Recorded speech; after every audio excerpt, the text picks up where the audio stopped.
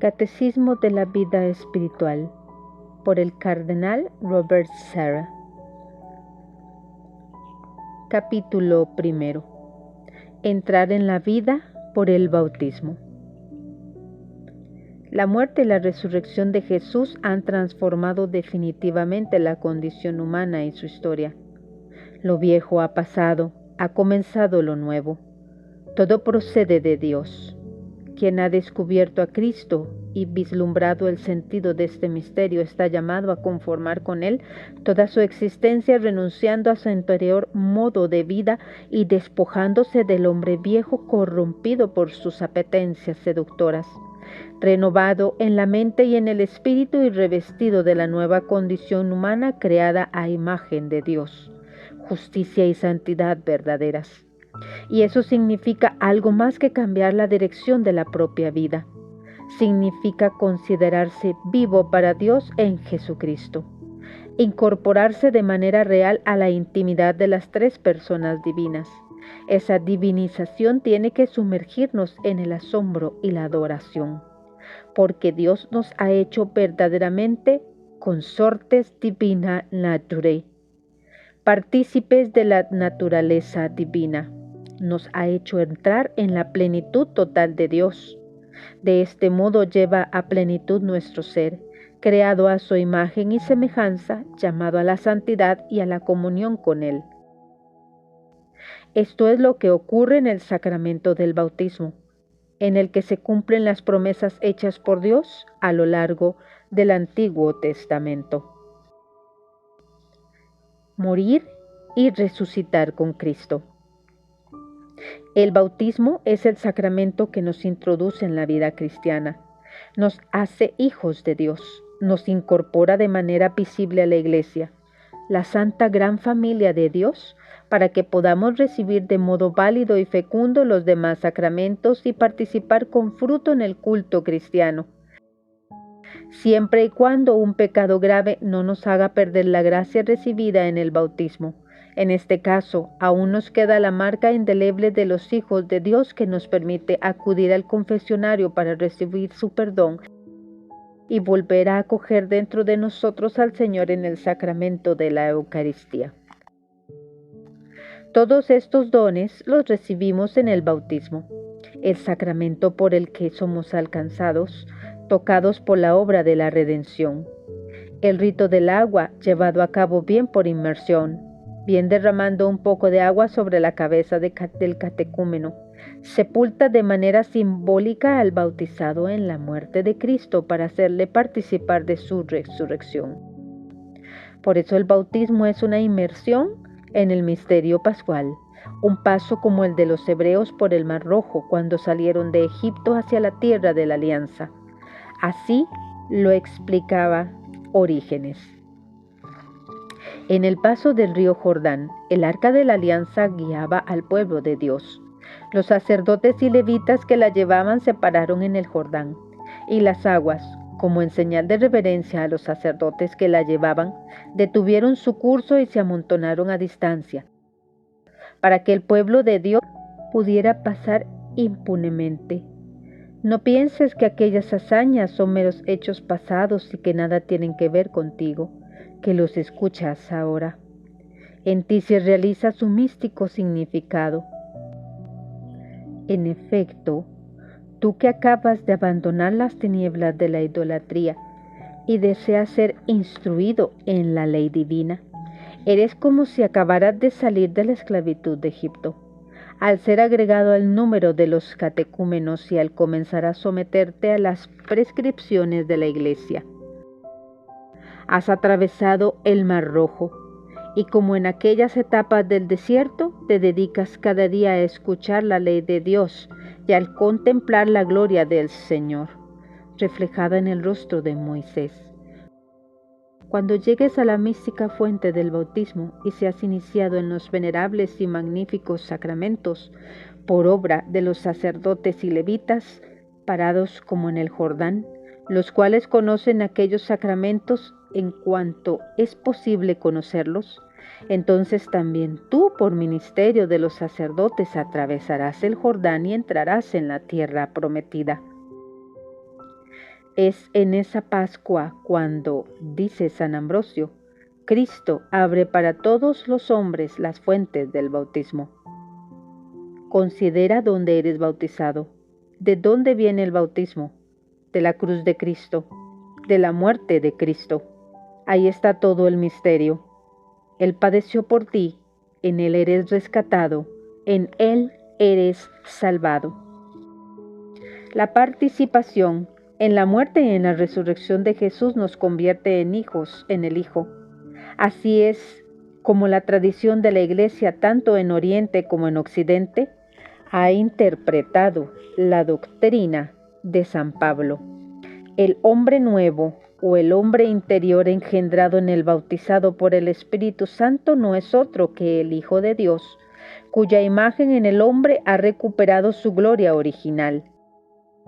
Retomando la expresión que emplean San Efrén el Sirio y Santa Catalina de Siena, en el alma del bautizado se lleva a cabo un injerto esencial del Hijo de Dios, de manera que la vida que vivimos es la propia vida de Jesús, porque, como dice San Pablo, si hemos sido incorporados a Él en una muerte como la suya, lo seremos también en una resurrección como la suya, sabiendo que nuestro hombre viejo fue crucificado con Cristo, para que fuera destruido el cuerpo del pecado, y, de este modo nosotros, dejáramos de servir al pecado. Es más, estoy crucificado con Cristo, vivo, pero no soy yo el que vive, es Cristo quien vive en mí, y mi vida de ahora en la carne la vivo en la fe del Hijo de Dios, que me amó y se entregó por mí. Qué hondo debe ser el agradecimiento del cristiano para la realidad de ese misterio que actúa en él. Es el Hijo de Dios quien muere y resucita, y nosotros quienes recibimos gratuitamente los frutos de su sacrificio. Así lo explica una antigua catequesis de la Iglesia de Jerusalén dirigida a los nuevos bautizados. Fuisteis conducidos a la sagrada piscina bautismal, del mismo modo que Cristo fue llevado desde la cruz al sepulcro preparado. Y se os preguntó a cada uno personalmente si creías en el nombre del Padre, y del Hijo, y del Espíritu Santo. Y, después de haber hecho esta saludable profesión de fe, fuisteis sumergidos por 3 veces en el agua, y otras tantos sacados de ella. Y con ello significasteis de un modo simbólico los 3 días que estuvo Cristo en el sepulcro. Oh nuevo e inaudito género de cosas, no hemos muerto, ni hemos sido sepultados físicamente, ni hemos resucitado después de ser crucificados en el sentido material de estas palabras, sino que hemos llevado a cabo unas acciones que eran imagen e imitación de estas cosas, obteniendo con ello una salvación real y verdadera. Cristo verdaderamente fue crucificado, fue sepultado y resucitó, y todo esto se nos ha dado a nosotros como un don gratuito, para que, siendo por la imitación partícipes de sus dolores, adquiramos de un modo real nuestra salvación. Oh exuberante amor para con los hombres, Cristo recibió los clavos en sus inmaculados pies y manos y experimentó el dolor. Y a mí, sin dolor ni esfuerzo alguno, se me da gratuitamente la salvación por la comunicación de sus dolores. El bautismo es una obra trinitaria. Esta inmersión en la muerte y la resurrección de Jesús que injerta nuestra vida en la suya, nos pone en contacto con las 3 personas divinas. en la institución del bautismo, Jesús pronuncia estas palabras.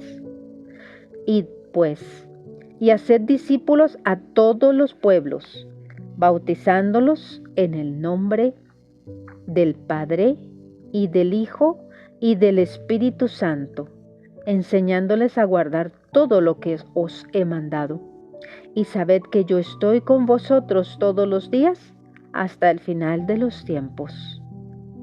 Benedicto XVI quiso que nos fijáramos en la expresión bautizar en el nombre del Padre, del Hijo y del Espíritu Santo. La elección de la palabra en el nombre del Padre en el texto griego es muy importante. El Señor dice eis y no en, es decir, no en nombre de la Trinidad, como nosotros decimos que un viceprefecto habla en nombre del prefecto o un embajador habla en nombre del gobierno.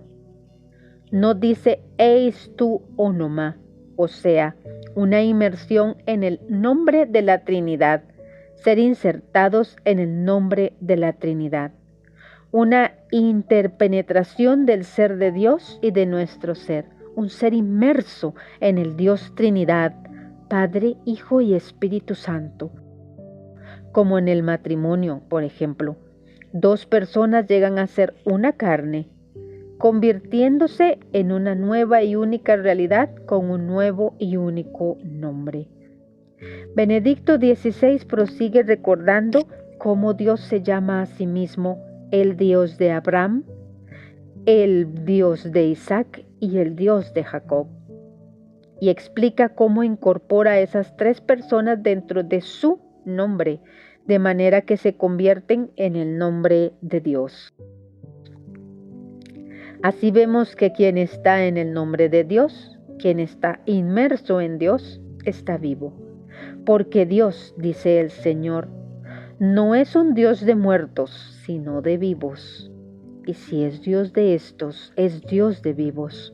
Los vivos están vivos porque están en la memoria, en la vida de Dios. Y precisamente esto sucede con nuestro bautismo. Somos injertados en el nombre de Dios, de forma que pertenecemos a este nombre y su nombre se transforma en nuestro nombre. Y también nosotros con nuestro testimonio, como los tres del Antiguo Testamento, Abraham, Isaac y Jacob, podremos ser testigos de Dios, signos de quién es este Dios. Por lo tanto, recibir el bautismo en el nombre del Padre, del Hijo y del Espíritu Santo significa unirse a Dios, compartir su existencia, sumergirse en su propia vida. Este aspecto trinitario del bautismo se pone de manifiesto de un modo particular en la escena evangélica del bautismo de Jesús en las aguas del Jordán, cuando se abren los cielos y el Espíritu de Dios desciende como una paloma y se posa sobre él. Y vino una voz de los cielos que decía: Este es mi Hijo amado, en quien me complazco. Aquí toda la Trinidad Santa manifiesta su presencia y su acción. El bautismo de Jesús nos enseña que a través del sacramento del bautismo que reciben sus discípulos, Dios quiere prolongar en cada uno de nosotros la encarnación de su Hijo amado. Por medio del bautismo, Dios, Padre nuestro, ha tomado posesión de nuestra vida, nos ha incorporado a la de Cristo y nos ha enviado al Espíritu Santo. Dios nuestro Salvador nos salvó por el baño del nuevo nacimiento y de la renovación del Espíritu Santo que derramó copiosamente sobre nosotros por medio de Jesucristo nuestro Salvador, para que, justificados por su gracia, seamos en esperanza herederos de la vida eterna. A partir de ese momento el bautizado vive plena e íntimamente unido a Cristo en virtud de la sangre de la alianza eterna, llevado y animado por el Espíritu Santo. Esta es la respuesta definitiva que recibimos a la pregunta ineludible acerca del sentido de la existencia humana. Una respuesta contenida en un aforismo clásico de los padres de la Iglesia que encontramos por primera vez hacia el año 200 de la pluma de San Irineo, obispo de Lyon.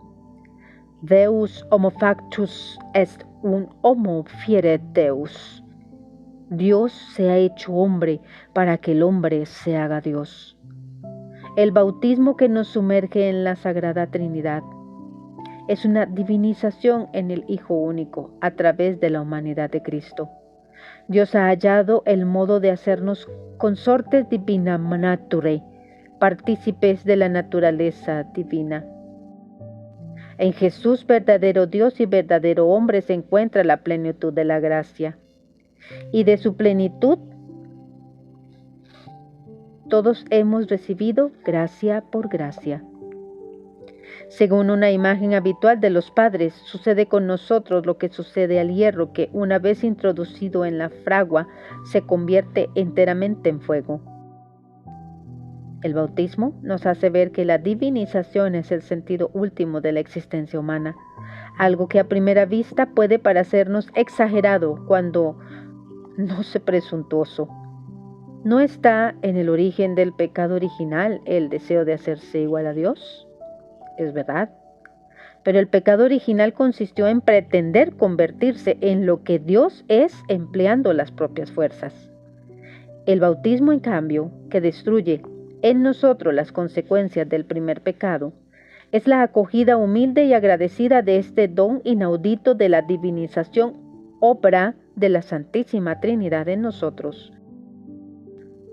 La prohibición de tocar el fruto del árbol del paraíso terrenal no significa que Dios se niegue a incorporar al hombre a su intimidad divina, sino que el hombre tiene que recibir lo que Dios quiere darle en lugar de apoderarse de ello.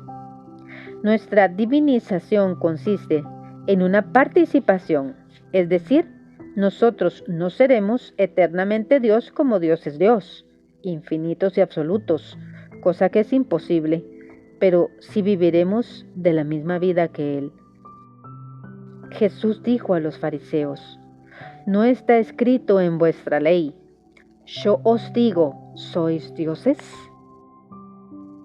Y no puede fallar la escritura. Y aunque esa capacidad de recibir la vida misma de Dios está inscrita en nuestra naturaleza, desarrollarla escapa a nuestras propias fuerzas.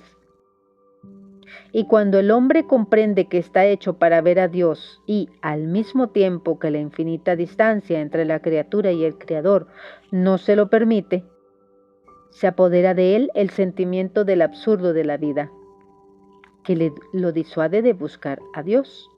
No obstante, la encarnación reaviva la esperanza.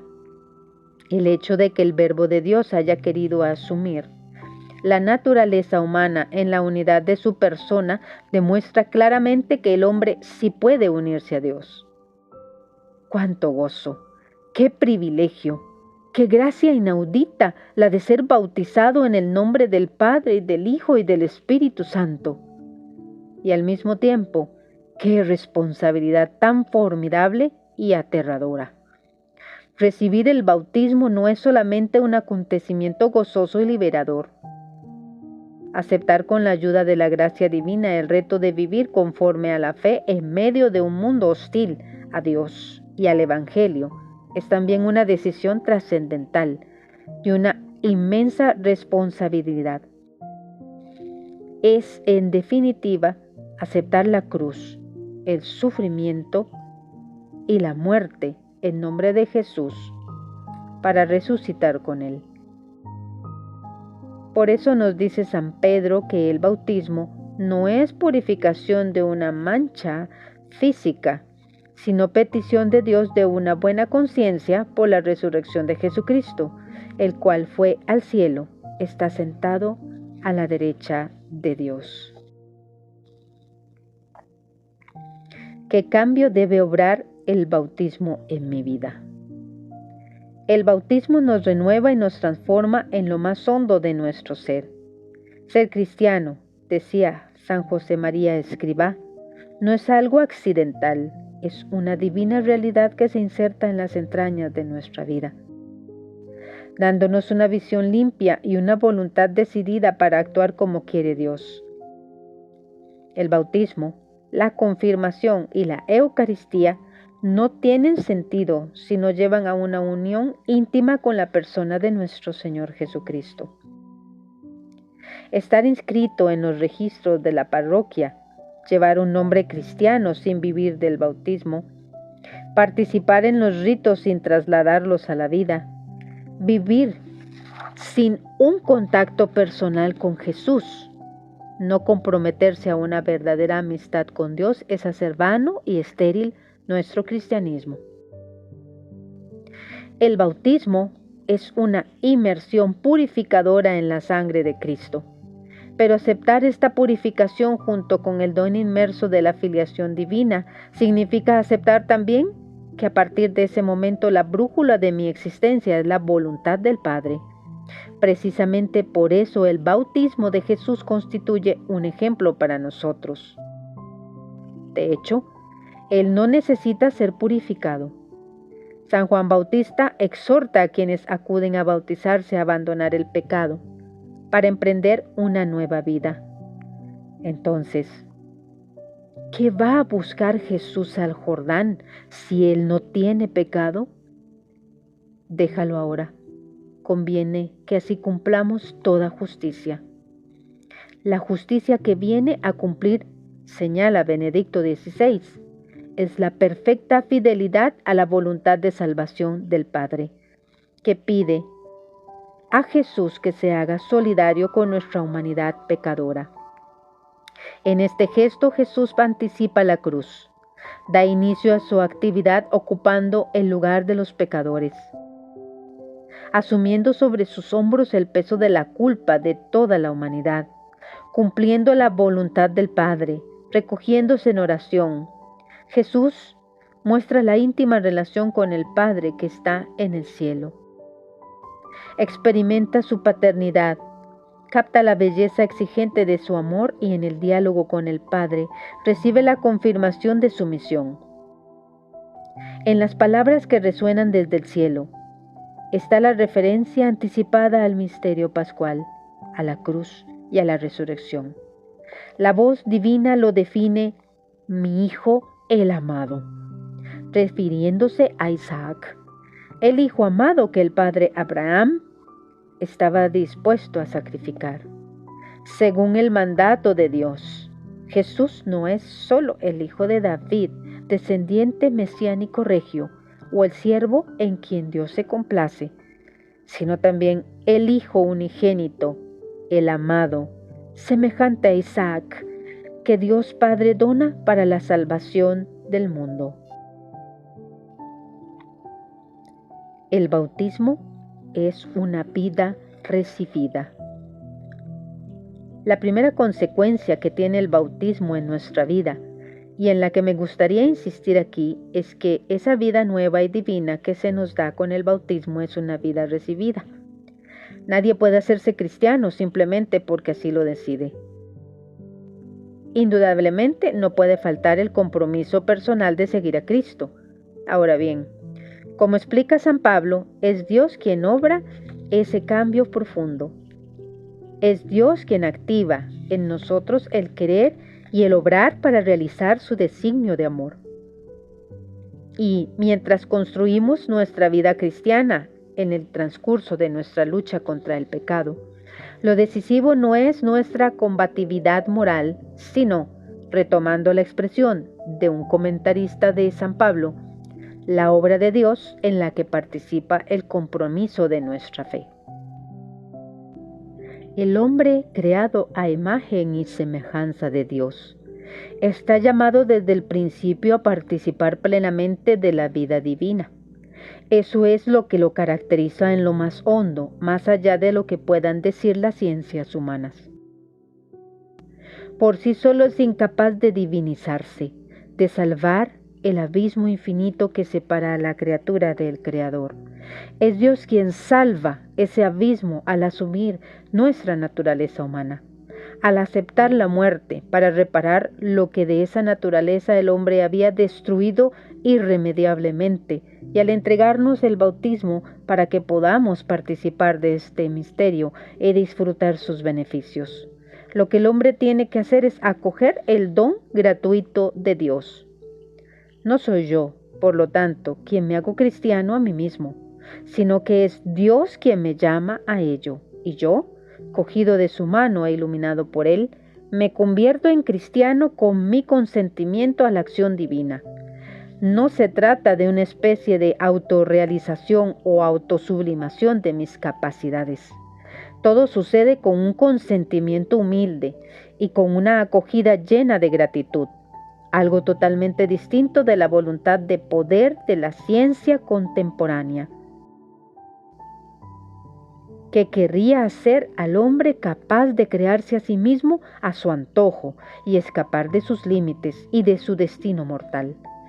La actitud que recomienda San Pablo es muy diferente.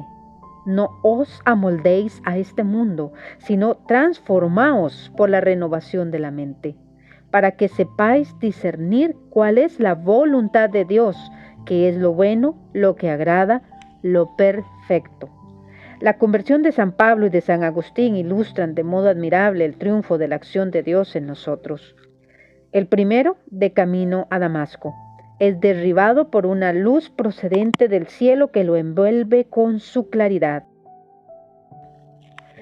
Cayó en tierra y oyó una voz que le decía: Saúl, Saúl, ¿por qué me persigues? Dijo él: ¿Quién eres, Señor? Respondió: Soy Jesús a quien tú persigues. Pero levántate, entra en la ciudad y allí se te dirá lo que tienes que hacer. Sus compañeros de viaje se quedaron mudos de estupor porque oían la voz pero no veían a nadie. Saulo se levantó del suelo y, aunque tenía los ojos abiertos, no veía nada. Lo llevaron de la mano hasta Damasco. En un abrir y cerrar de ojos, Dios lo transforma de perseguidor de los cristianos en fervoroso e intrépido apóstol de Cristo. A Saulo, tan conocido y respetado en Israel, formado a los pies de Gamaliel en la estricta observancia de la ley, mejor conocedor del judaísmo que la mayoría de sus contemporáneos y distinguido por su encarnizada defensa de las tradiciones de su pueblo, Dios lo arroja de su caballo, lo tira brutalmente al suelo, lo priva de la vista y lo envía a buscar la luz junto a un hombre muy inferior a él en cultura y en conocimientos bíblicos. En repetidas ocasiones Pablo menciona el episodio de su conversión, del que extrae esta conclusión: por la gracia de Dios soy lo que soy, y su gracia para conmigo no se ha frustrado en mí. Antes bien, he trabajado más que todos ellos, aunque no he sido yo, sino la gracia de Dios conmigo. A Pablo lo deslumbra el sol de justicia, lo doma y lo toma de la mano para guiarlo por el camino. Sin ser tan espectacular, la conversión de San Agustín comienza también con un deslumbramiento inicial irresistible que más adelante él mismo evocará maravillado, considerando la gratuidad de ese don que no ha hecho nada por merecer.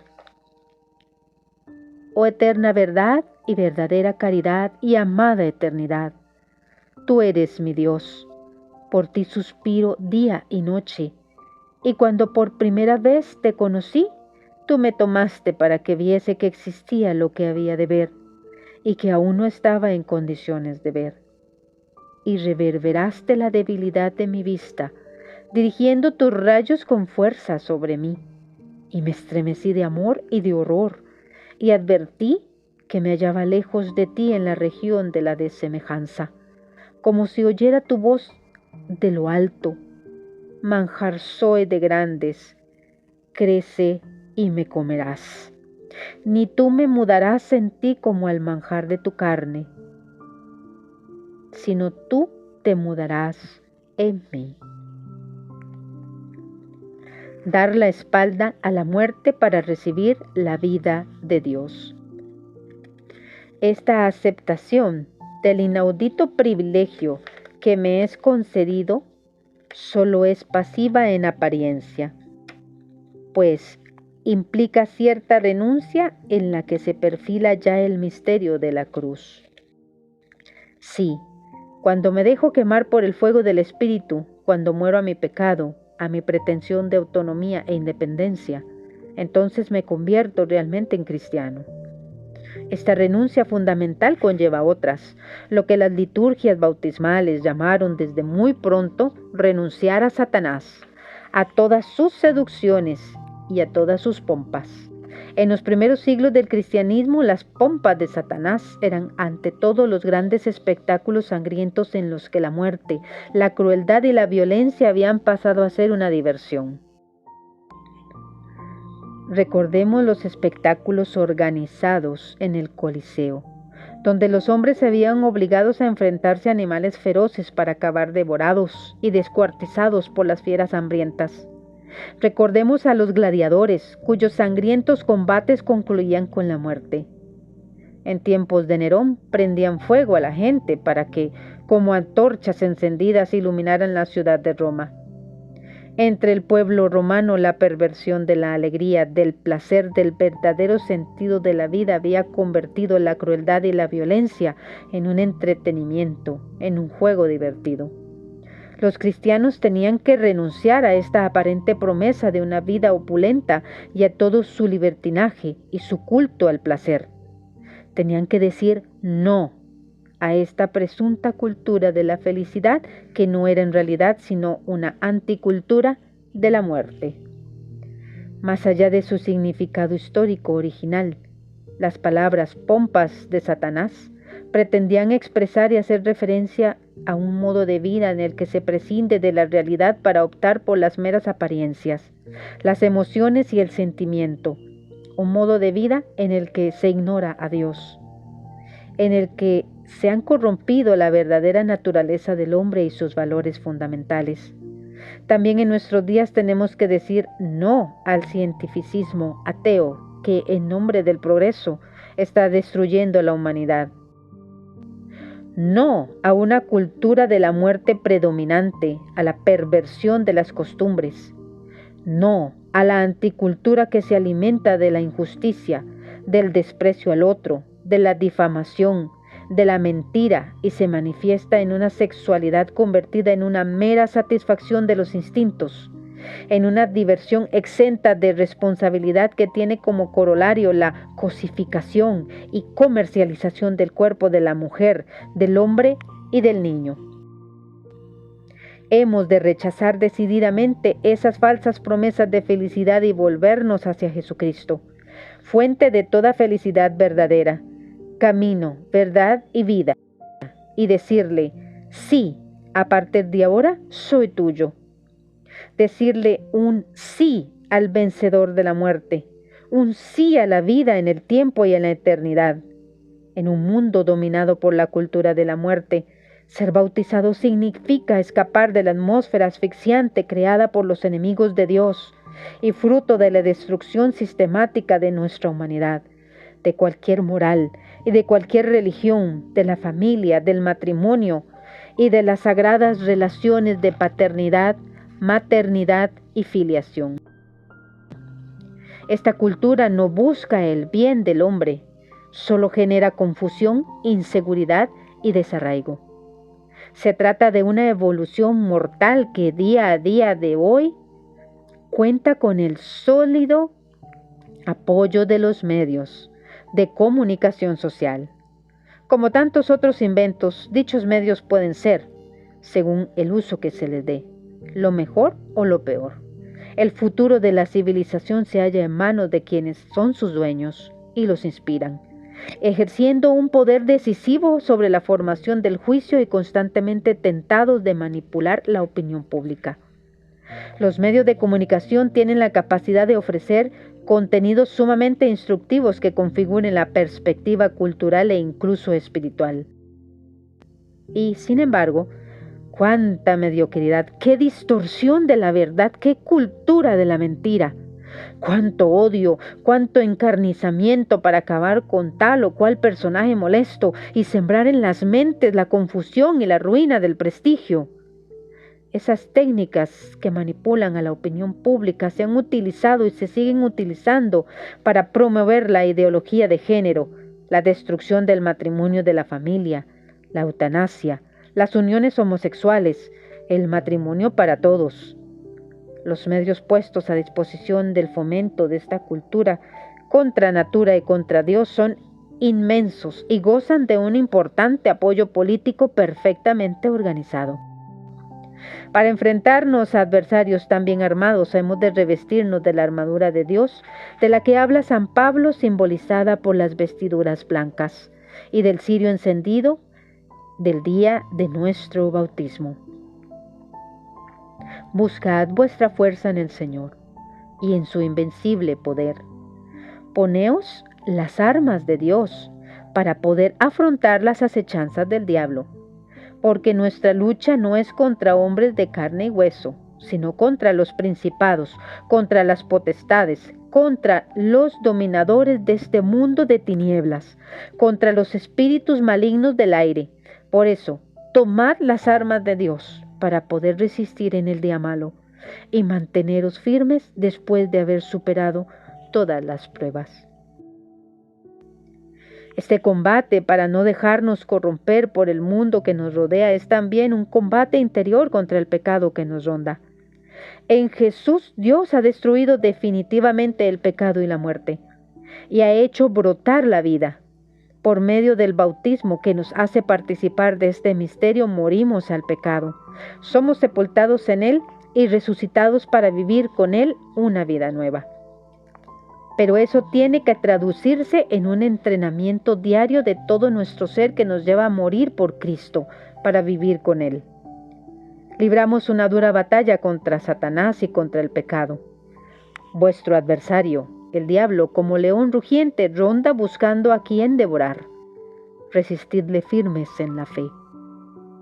Esforcémonos seriamente con la gracia de Dios en destruir definitivamente en lo más hondo de nuestro ser las obras de la carne: fornicación, impureza, libertinaje, idolatría, hechicería, enemistades, discordia, envidia, cólera, ambiciones, divisiones, disensiones, rivalidades, borracheras, orgías y cosas por el estilo. Como dice San León Magno: si bien lo que nos hace hombres nuevos es principalmente el baño de regeneración, sin embargo, como nos es también necesaria a todos la cotidiana renovación contra la herrumbre de nuestra condición mortal, y nadie hay que no tenga el deber de afanarse continuamente por una mayor perfección, es necesario un esfuerzo por parte de todos para que el día de nuestra redención nos halle a todos renovados. La victoria que nos ha obtenido la resurrección de Cristo, nos dice San Pablo, no es una invitación a descansar y a gozar tranquilamente del tiempo presente. Si habéis resucitado con Cristo, buscad los bienes de allá arriba, donde Cristo está sentado a la derecha de Dios. Aspirad a los bienes de arriba, no a los de la tierra, porque habéis muerto y vuestra vida está con Cristo escondida en Dios. Cuando aparezca Cristo, vida nuestra, entonces también vosotros apareceréis gloriosos juntamente con Él. La fe se vive siempre en un combate cotidiano que nos lleva a sufrir y a morir con Jesús por obra de Dios. Se os ha concedido, gracias a Cristo, no solo el don de creer en Él, sino también el de sufrir por Él. Entrar en la familia de Dios. Si a partir de ese momento vivimos realmente de una vida divina, y si realmente se trata de la vida divina, Dios ya no puede seguir siendo una tesis objeto de debate. ¿Existe una divinidad? de especulación o de textos eruditos. Si a partir de ese momento estamos en Dios y Dios está en nosotros, lo único que hay que hacer con mucha humildad, con toda sencillez y transparencia, es dejar que esa presencia se manifieste en nuestra vida. Entonces sabréis, dice Jesús a sus discípulos, que yo estoy en mi Padre y vosotros en mí y yo en vosotros. El que me ama guardará mi palabra, y mi Padre lo amará y vendremos a él y haremos morada en él. El lugar preeminente que Dios ocupa en nuestra existencia, la primacía que merece en nuestro corazón, son consecuencia inmediata del bautismo. Y esta intimidad con Dios nos introduce en la familia de la Iglesia. Por medio del bautismo nos sacan de nuestro aislamiento y nos sumergen en la comunión con los demás en Dios. A través del bautismo que nos hace hijos de Dios, recibimos hermanos y hermanas en Jesucristo, a cuyo lado creceremos en la vida de Dios, en el seno de una familia guiada por pastores que con su ejemplo nos enseñan a profundizar y a vivir plenamente esa vida divina. Por eso recibir el bautismo no es un acto solitario, sino la inserción en la comunidad del cuerpo místico de Cristo, junto con todos aquellos llamados a vivir eternamente en compañía de la Sagrada Trinidad, y con quienes han alcanzado esa vida eterna. La inmersión bautismal nos sumerge ya en la inmortalidad, nos hace vivir para siempre. Es una primera etapa en la resurrección que se nos ha prometido. La grandeza y la necesidad del bautismo.